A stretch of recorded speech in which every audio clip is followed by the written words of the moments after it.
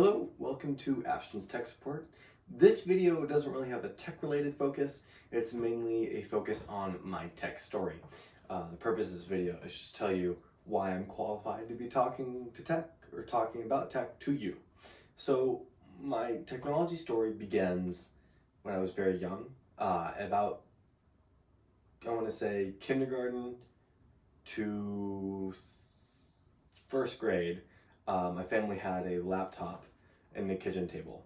It was an old compact laptop and it was just sitting there, and I loved playing on it. I would install, or we had Bejeweled on it on a little disc, and Bejeweled would always advertise other PopCap games. One of the games was Frizzle, that ball game where you had to match little fuzzy things, and I really wanted that.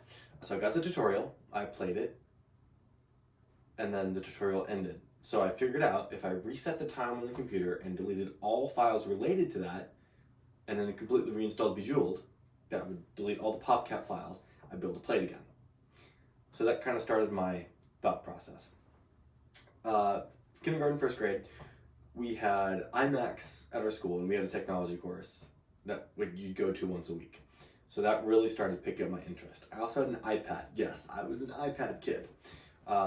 And I got very much into Minecraft. So we're going to skip ahead a little bit to summer after third grade. I was never a coordinated kid. It took a long time. My dad made me a deal. Hey, if you can make 10 free throws in a row, I'll buy you a laptop. Buy you any laptop you want. Yeah, that took me about 6 months. So finally, in the middle of the summer, I had made it with him out there.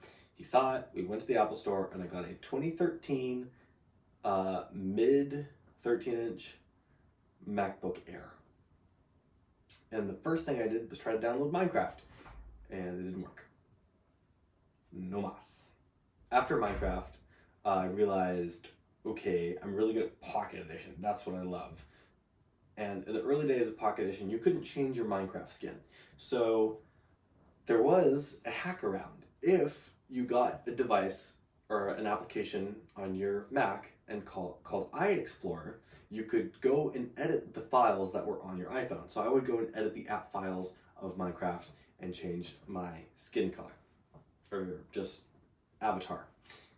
At the same time, I wanted games that I could play, and my parents didn't really want me playing Call of Duty type games, all of that. So I learned how to dual boot the Mac so I could run Call of Duty and things like that. And at the same time, I started pirating games. Yes, I did. FBI, come and get me. So now our story skips ahead a little bit. I moved to Florida for middle school, and it's only Windows computers. And the school has this horrible Wi-Fi that you can't access YouTube or anything. That's when I finally learned about VPNs, and I learned how to bypass the Wi-Fi to get to anything I want. At this point, we're skipping ahead to 7th grade. I still had the MacBook Air, but the screen was broken, so I had to use it as a desktop. Then I finally got my first big boy PC computer. It had a terabyte hard drive, a Radeon RX 560, and 16 gigs of RAM. Eventually I upgraded the GPU and this SSD just recently this year. The GPU was about a year after. After getting that computer, I started diving into VR. So yeah, I have VR experiences. A little bit after that, I transitioned into the work world. My first real job was to go and 3D scan houses with a Matterport Pro 2 and convert them into VR experiences. Well, like a Google Street View experience, and you can also use it as a VR experience. My second job was doing tech for Priority One Financial, where I would lock down iPads to their loan application. And then, most recently, I went back to Tampa Bay Virtual and Boutique Realty / the Klingman Group to go and put together ads, t-shirt printers, video studio, all of that. Behind the scenes, I've been making video games, so I have a pretty good software experience. I took video game design in middle school, and I kept doing it all throughout high school. Hey, one little tidbit I forgot to put in here. I am also majoring in mechanical engineering at Florida Tech, so that's another reason why I kind of know what I'm talking about. So I'm pretty knowledgeable in these subjects, and in the off time, I've made a Hackintosh out of my PC, dual booting Macs all the time, video games, replacing hardware internally, fixing iPhone batteries and screens. So when it comes to a basis level, I'm qualified to talk about tech. My newest tech story has been this little guy, the Nintendo Switch, and I've been looking at ways to hack it because I had a 3DS when I was very small, and my dad had given me one of those cards, and the card had a bunch of pirated games on it. And I was like, hold on, the Switch has a little port up here. I want that. Well, there isn't a card that will do that for the Switch. You actually have to go and hack your Switch. But the way to do this is that you have to solder on a chip. So my most recent endeavor is that. Now my second most recent endeavor is going into 3D printing. I've recently been working with CAD. The 3D printer I have is an Anycubic Cobra Go. It's not working. It hasn't worked because Anycubic sucks. And it's going to be replaced on Thursday with a Creality printer. Creality, Ender, Neo, something. And there will definitely be a video about that. So now I'm taking software, hardware, and adding creation into the mix as well.